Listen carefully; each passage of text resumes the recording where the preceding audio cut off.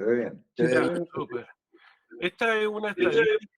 Esta es una estadística de Murfields. Allá hay una clínica especializada en lo que es pacientes con queratocono, dada la alta prevalencia que existe en Europa, bueno, y en todo el mundo. Hay una clínica especializada donde solamente hay un consultant, o sea, un médico, y la mayoría son optómetras que llevan esta clínica. Y hay protocolos súper claros de lo que es, en el fondo, cuando hay un paciente que tiene criterios diagnósticos y criterios de progresión de queratocono. Eh, Se dice que, por ejemplo, podemos ver en estos números acá, de todos los pacientes, casi entre el 16 al 20% de los pacientes que consultan en esta clínica, que son miles, como pueden ver ahí, por ejemplo, el 2019, 5.000 pacientes, qué sé yo, después bajaron un poco por la pandemia, el 20% aproximado de ellos requirieron de crosslinking al menos una vez de tratamiento. Por lo tanto, es un tratamiento que es altamente prevalente para los pacientes con queratocono y en general nuestra población actual. Yo creo que lo que quizás falta para que sea más común de hacer a veces es que los pacientes sean sospechados de queratocono y revisados. Y hoy en día digamos, con el asunto que las ópticas son las que dan refracción a los pacientes, eso sin duda que va a afectar un poco en esto, ya que ellos no hacen screening de enfermedades, sino que solo refracción. Y un paciente con un queratocono incipiente al comienzo puede refractar a 20/20. Por lo tanto, muchos se nos van a pasar y puede que lleguen más tarde. Así que ese es un problema ya nuestro de salud a nivel nacional. Pero ese número es importante tener en mente, que casi el 20% de los pacientes en una clínica especializada de queratocono va a requerir crosslinking eh, por lo menos una vez. Sabemos que el crosslinking lo que hace es estimular, ¿cierto?, la formación de radicales libres, y esos radicales libres generan enlaces de covalentes en las fibras de colágeno, como vemos acá, ¿cierto? A la izquierda es una córnea normal, con sus fibras de colágeno, con su cantidad de enlaces entre las fibras, y lo que hace el crosslinking es estimular que estas fibras de colágeno desarrollen más enlaces y por lo tanto se rigidicen. Y cabe también mencionar que además se compacta. Al tener más de estos enlaces covalentes, es esperable que la córnea también sea más rígida y más compacta. Por lo tanto, es muy común ver en nuestros pacientes después de crosslinking que la córnea se adelgazó, y eso, mientras no sea progresivo, digamos, no es algo para asustarse, sino que es algo esperable. Acá hay una fotito de la primera lámpara UV que se utilizó para crosslinking. Sabemos más o menos la historia, ¿cierto? Que la desarrolló Theo Seiler en Dresden, que, ¿cierto?, es una universidad, una ciudad en Alemania, y fue casi por ensayo de error, digamos, que se llegó al descubrimiento de esta tecnología que tomó bastante tiempo. Recién en el 2016 fue aprobada para el uso de la FDA en Estados Unidos, pero en el resto de América Latina y en Europa se utilizaba desde mucho antes con excelentes resultados. El protocolo habitual al que estamos acostumbrados y al que hacemos en la clínica es el mismo protocolo de Dresden, que es el que más evidencia tiene digamos, de largo plazo de su efectividad, que consiste en riboflavina, que es la vitamina B2, ¿cierto?, con Dextran, y eso se van aplicando cada 5 minutos por 30, y luego tenemos la frecuencia de la luz, que es de 3 miliwatts por centímetro por 30 minutos también. Aquí podemos ver imágenes de OCT en donde se ve lo que se llama la línea demarcatoria, que es hasta donde penetró la riboflavina, y que generalmente hasta los 300 micras. Acá hay un protocolo acelerado donde se ve que la línea demarcatoria es mucho menos notoria. Por lo tanto, también es donde al comienzo los protocolos acelerados, cuando se empezaron a probar, no eran tan efectivos como el protocolo normal. Sin embargo, hoy en día los protocolos acelerados nuevos han probado que son igualmente efectivos que el Dresden. Donde solamente uno tiene la duda de hacer un protocolo acelerado o el Dresden es en los niños pequeños. Se cree que en ellos todavía no hay tanta evidencia con lo que es el protocolo acelerado, y hay lugares o médicos que prefieren quedarse con el Dresden para los niños. El protocolo acelerado, por ejemplo, el que se hacía allá en Moorfields, y esta es una charla muy, muy chora de quién podría ser hoy día el principal investigador de crosslinking, que se llama Farhad Hafezi, eh, y él fue como de los que desarrolló mucho estos protocolos acelerados y cosas bien interesantes. Hay que tener claro que para que el crosslinking tenga un éxito del 100%, necesito combinar estas tres cosas, que es el tiempo, la intensidad de la luz y la afluencia de la luz, ¿de acuerdo? Y eso lo combino también junto a la cantidad de oxígeno que le estoy entregando al ojo y a la riboflavina. Entonces, si yo quiero disminuir el tiempo, necesito subir los otros parámetros para que sea, digamos, igualmente efectivo. Y eso se logró aumentando la luz desde 3 miliwatts, que es la potencia normal, ¿cierto?, de la luz del Dresden, hasta 9 o hasta 18, dependiendo del tipo de lámpara que esté utilizando, y aumentar la cantidad de oxígeno. Se logró, al comienzo se utilizaban unos lentes como de estos de humedad que entregaban 100% oxígeno, pero era absolutamente incómodo de hacer.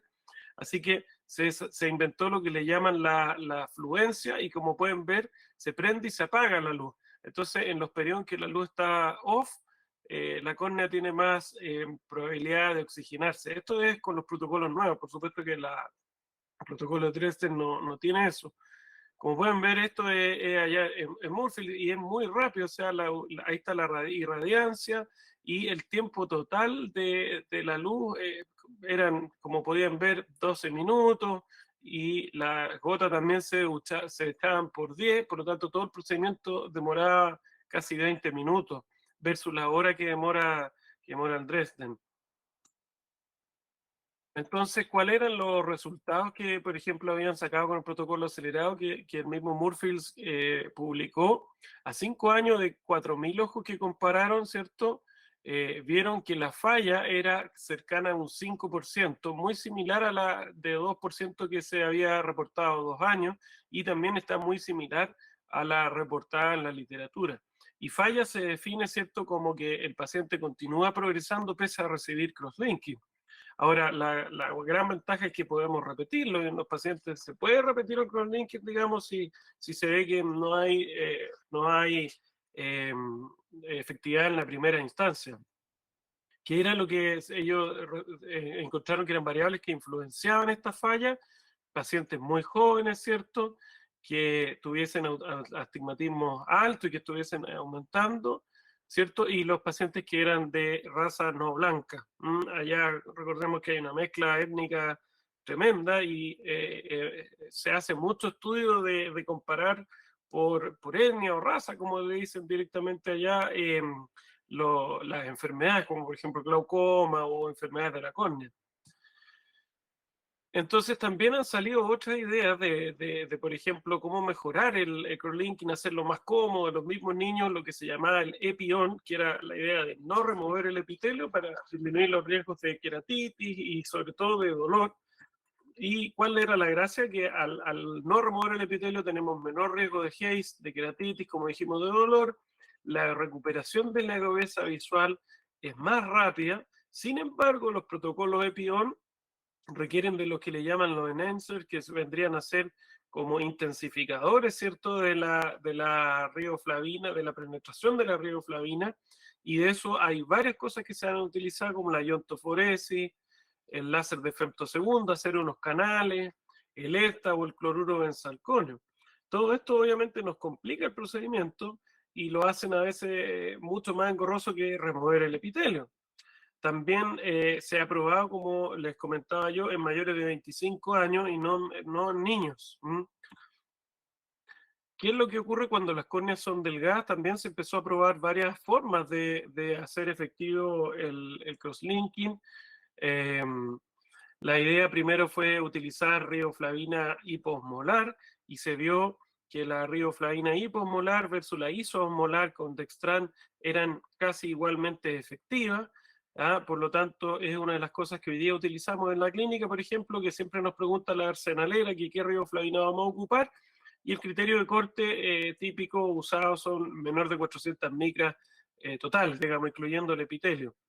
Hubo otras opciones de probar, por ejemplo, asistido por lentes de contacto. Esto le entregaría, por supuesto, el lente de contacto una mayor área de absorción a la riboflavina para que no penetre hasta el endotelio, que ese es el riesgo de las córneas delgadas. Y después hubo otro protocolo de sacar el epitelio, obviamente, solamente en las partes más gruesas y en las partes más delgadas dejarlo. La verdad que todo esto creo yo que es más engorroso que solamente utilizar la riboflavina hipomolar en caso de córneas muy delgadas. Necesitamos que, cierto, que la radiación UV y la riboflavina dejen al menos 70 micras de seguridad entre el endotelio y su línea demarcatoria para que esto sea más seguro. También hubo protocolos que describían el tiempo de la luz dependiendo del grosor de la paquimetría. Así, por ejemplo, tenemos que con córneas de 400 tenemos 30 minutos de luz y así íbamos bajando de acuerdo a esta tablita. Lo más delgada la córnea, menor tiempo de exposición a la radiación UV, y eso obviamente nos llevaba a que la línea marcatoria fuese más superficial. Ahora, estos protocolos tienen una falla un poco más alta, vemos aquí a 2 años cerca del 18%, comparada con los protocolos estándar, ¿no? Sobre todo de lo que es ajustar la luz dependiendo del grosor. ¿Mm? Ahora, uno de repente se pregunta, y eso lo podemos discutir más adelante, ¿qué sentido tiene hacerle crosslinking a córneas tan delgadas? Porque obviamente, probablemente estos pacientes tengan una visión pésima.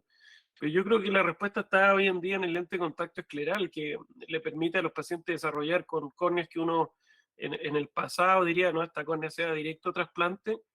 Hay pacientes que poniéndole un lente escleral logran una visión satisfactoria para ellos y se ahorran la necesidad de un trasplante. Entonces, por eso que también se va ampliando hoy en día la indicación de crosslinking.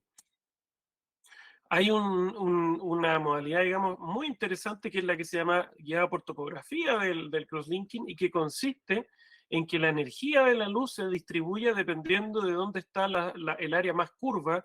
Como vemos en esta imagen, ¿cierto? El cono está acá abajo, no sé si se ve el puntero, espero que sí, y en esa zona la radiancia de la luz va a ser mucho mayor que en las zonas más periféricas. Entonces estamos principalmente atacando y penetrando el crosslinking en la zona, digamos, donde está la patología más avanzada, y en las zonas más posteriores, digamos, en las zonas menos enfermas de la córnea, la luz y la penetrancia del crosslinking tiende a ser menor. Y esto es bien interesante porque se ha comparado con el crosslinking normal. Este crosslinking personalizado ha mostrado mejorar la visión significativamente de los pacientes, manteniendo, ¿cierto?, lo que vendría a ser mejorando los astigmatismos corneales y manteniendo la misma estabilidad a largo plazo comparada con el crosslinking normal. Esto se logra también con una lámpara que es la Vedro, que es la nueva que tiene la compañía y que es la que nos permite justamente de esa manera distribuir la potencia de la luz en diferentes zonas. Hay varias opciones que han salido incluso para tratar de hacer el crosslinking un poco más cómodo, como poner un lente de contacto que emita la luz y dejar en el espacio entre el lente de contacto y el ojo la riboflavina. De esa manera el paciente se queda con el lente de contacto que tiene un cablecito ahí que es el que emite la luz y él puede cerrar los ojos y pestañear y es prácticamente, por así decirlo, un procedimiento automático. Y también hay un procedimiento que es hacer el crosslinking que lo promociona este mismo Farhad Hafezi que les comentaba de Suiza, que es hacer el crosslinking en la lámpara de hendidura con un protocolo acelerado. Esta es la maquinita, esta digamos negra. Él lo hace con el paciente sentado en la lámpara de hendidura y la idea de él es para poder llevarlo a lugares donde obviamente de repente no hay espacio de pabellón, países en desarrollo que tienen alta prevalencia de esta enfermedad y que necesitan de realizar su tratamiento. Hay que acordarse, eso sí, que el crosslinking no corrige las irregularidades corneales, excepto, bueno, este protocolo topo guiado. Tampoco entrega siempre una mejoría de la agudeza visual. Y es por ese motivo que empezó a desarrollarse lo que se llama el crosslinking plus, que es la idea de agregarle algún procedimiento refractivo al crosslinking para que el paciente en esta misma oportunidad de tratamiento pueda también mejorar su visión. Así es como se ha hecho crosslinking asociado al implante de anillos corneales, se ha hecho asociado al uso de PRK, como lo hacemos en la clínica, ¿cierto? Y al uso de lentes fáquicos también. Todos estos procedimientos son los que al paciente le permiten mejorar la visión asociado al crosslinking. Cuando hablamos de PRK, que es lo que les voy a mencionar un poco más, que es lo que hacemos en la clínica, se empezaron a plantear estos protocolos hace ya más de 10 años en Grecia, en Creta, ¿cierto? Todo esto nacieron de investigadores griegos también. Hay un investigador de Noruega que también lo desarrolló hace mucho tiempo atrás. Y se planteó qué hacer primero, si el PRK o el crosslinking, separarlo, hacerlo juntos. Se llegó a la conclusión de que idealmente hacer primero el PRK y en un mismo acto hacer el crosslinking. Antes se separaban por 6 meses, uno de otro, etc. Pero se ha visto que los resultados visuales son mejores al combinarlo. Y el PRK hacerlo primero, ¿por qué? Porque si yo hiciera primero el crosslinking y después el PRK, estaría removiendo parte del tejido que fue crosslinkeado, por lo tanto, la estabilidad podría ser un poco menor. Además, se ha visto que puede haber mayor haze y también una subcorrección, si lo hago al revés o lo separo por tiempo. PRK o trans-PRK, la idea, y siempre fue hacer trans-PRK, hacer primero lo que se llama un PTK.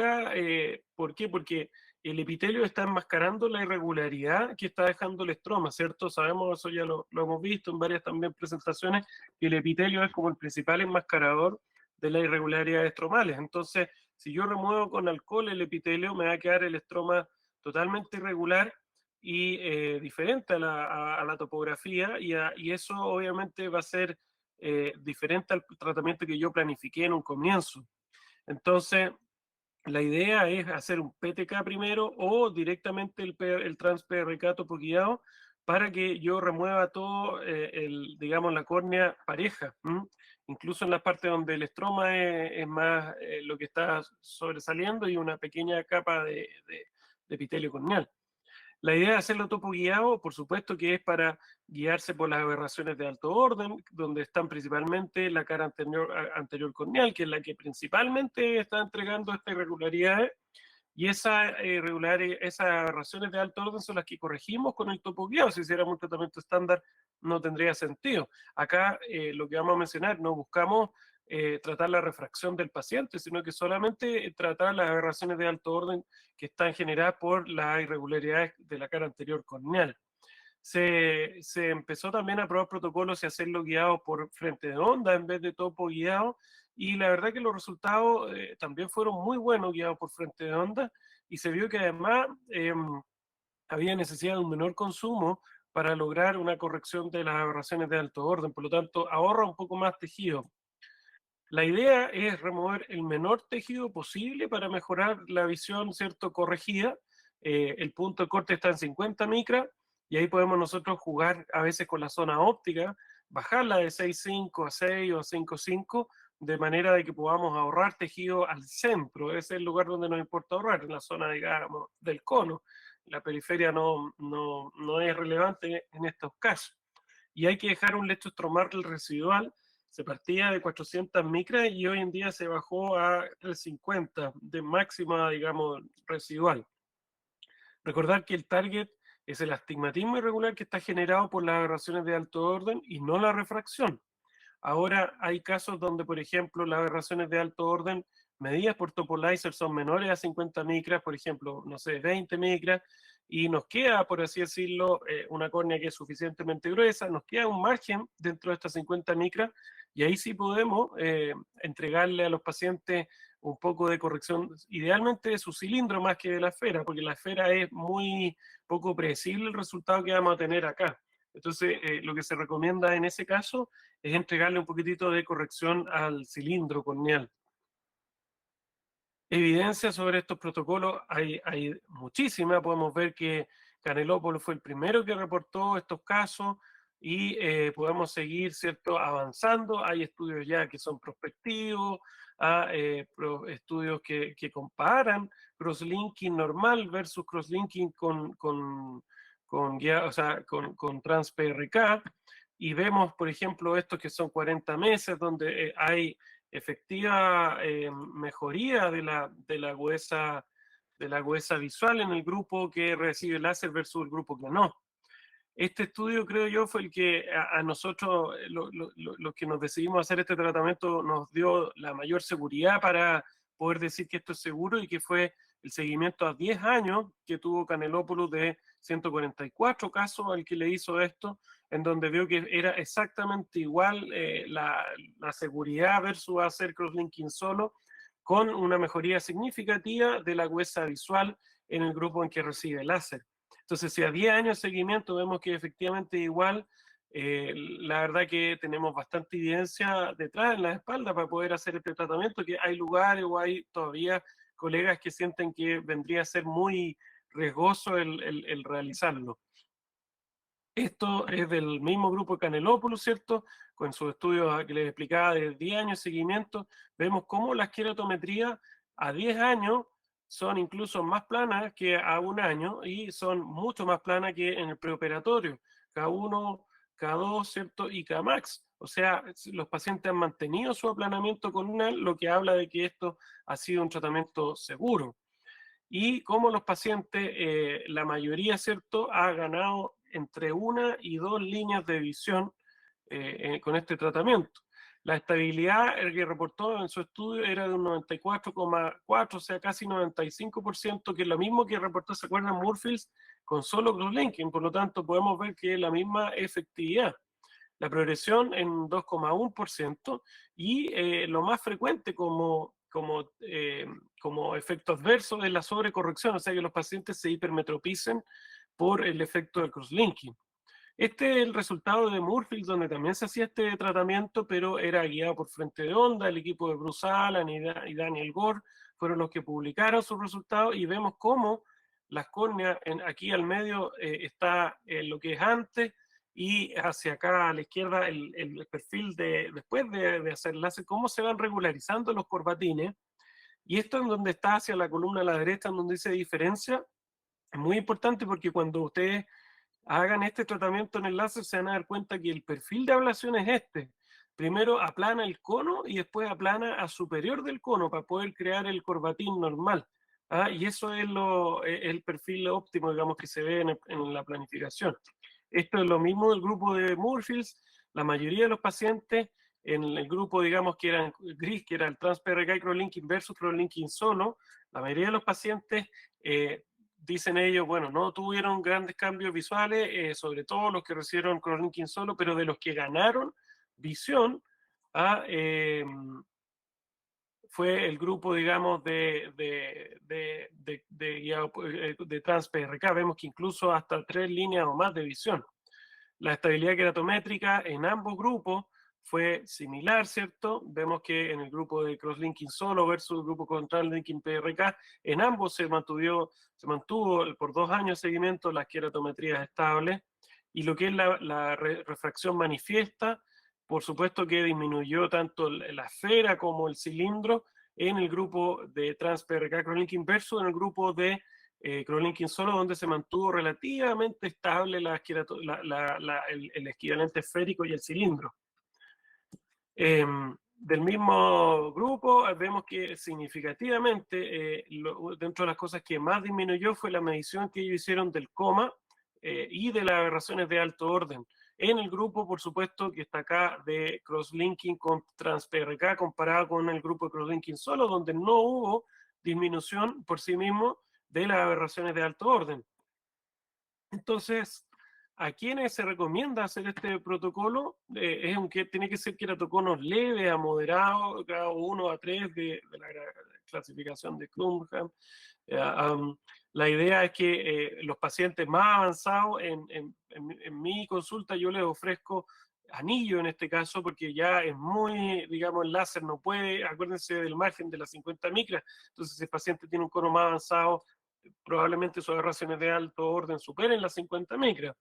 Son pacientes que además tengan una visión en corrección con lentes que no sea satisfactoria. O sea, que si el paciente ve uno con anteojo o sin anteojo, por supuesto que yo no le vamos a entregar esto. O sea, lo que yo también les digo, un paciente que está usando lentes de contacto y es feliz con sus lentes de contacto, tampoco tiene sentido entregarle este tratamiento, ya que todas estas aberraciones de alto orden de la cara anterior corneal se van a ver corregidas por el lente de contacto. Sobre si están progresando o no, ahí es la discusión. La idea en un comienzo, por supuesto, es hacerlo solo en los pacientes que tienen indicación de crosslinking, pero hay pacientes que han venido directamente a buscar una mejoría en su visión, digamos, sin corrección o con la corrección con lente, y han escuchado el protocolo ya de Atenas y han visto los resultados y vienen directamente a buscar eso. La verdad que creo yo que todavía es un poco predecible el resultado visual, y eso hay que explicárselo a los pacientes y sobre todo a este grupo. Como les comentaba a los pacientes que son felices con lente de contacto, creo yo que no tiene sentido este tratamiento, y hay que acordarse, digamos, de que el residual tiene que ser entre 350 y 400, por lo tanto, pacientes que ya tienen una córnea muy, muy delgada no estaría tampoco indicado. Estos son algunos casos de la clínica. Este es un paciente que en el preoperatorio con esa corrección veía 0,4 parcial, y en el postoperatorio a los 3 meses le aumentó un poco el cilindro, pero llegó a mejorar casi 2 líneas de visión. Se ve cómo se fue regularizando en el Pentacam desde su preoperatorio hasta su postoperatorio, cómo se fue regularizando el corbatín y cómo le fueron disminuyendo las aberraciones de alto orden de 2,4 a 0,4, y sobre todo el coma fue lo que más bajó en este paciente. Este es uno de los resultados favorables que se han tenido. Acá hay otros combinados de varios pacientes, en todo se ve, ¿cierto? Acá en la izquierda es el Pentacam pre y el post, cómo va mejorando su anatomía de este astigmatismo y cómo eso se traduce en disminución de lo que vendría a ser las aberraciones de alto orden. Otro paciente con una mejoría mucho mayor de la visión con corrección, también hay que recordar que le cambia la corrección. O sea, el paciente, por ejemplo, el cilindro refractivo le aumentó la esfera, y eso son las cosas que no se pueden predecir, pero lo importante es que esta visión con corrección mejoró de un 0,4 hasta un 0,9, y principalmente es por esta regularización del corbatín. Recordemos que corbatines regulares como este sí los podemos corregir con lentes, versus corbatines irregulares como este de acá es imposible corregir con un anteojo. Por lo tanto, es por eso que los pacientes tienden a mejorar su visión y la independencia de los lentes de contacto. Estos datos están un poco ya en el pasado, ya llevamos más de 23 casos de seguimiento, hay muchos que los tenemos a un año de seguimiento, y hemos visto que hay aplanamiento a este año de seguimiento en todos los pacientes que le hemos hecho. Ninguno ha progresado, todos tienen aplanamientos de la Kmax y K1 y K2, como podemos ver. Por lo tanto, la efectividad del crosslinking se ha mantenido, ha disminuido considerablemente también las aberraciones de alto orden, y el coma principalmente en todos los pacientes ha disminuido considerablemente, y lo que no hemos visto todavía significativo es mejoría en la agudeza visual corregida. Y eso creo yo que son varias cosas. Uno, que el número de pacientes todavía no es tan alto. Dos, sabemos lo difícil que es refractar a los pacientes con queratocono. De repente no se ha estandarizado eso. E incluso tuve la oportunidad en el Congreso ahora en Viena de conversarlo con Canelopoulos. Le comentaba que nosotros estábamos también haciendo el protocolo de Atenas, y él sugería hacer algunas modificaciones, por ejemplo, hacer después de hacer el PRK el PTK. Él dice que él cambió también y eso le fue mejorando la visión de los pacientes. Así que hay cosas, digamos, que todavía podemos ir puliendo de la técnica para lograr que en todos los pacientes ojalá podamos predecir cuánto van a mejorar su visión con corrección. Como conclusiones, el crosslinking sabemos que es efectivo en 95%, podríamos decir, o incluso a veces un poco más en detener el avance, y cuando lo combinamos con PRK, podemos decir que es igualmente efectivo en un 95% con esta publicación a 10 años que hay de seguimiento, incluso en córneas que pudieran ser delgadas, y que la idea de este tratamiento combinado es la rehabilitación visual, no solamente el detener la progresión del cono como es el crosslinking solo. El EPI-OFF y acelerado es el gold estándar. Ojalá pudiéramos contar con el protocolo acelerado prontamente. Nos va a hacer que esto sea mucho más llevadero que la hora que uno bloquea el pabellón haciendo el protocolo normal. Y sabemos que el crosslinking con TransPRK es igual de seguro que el crosslinking solo, hay abundante evidencia al respecto, puede hacerse guiado por frente de onda y topo guiado.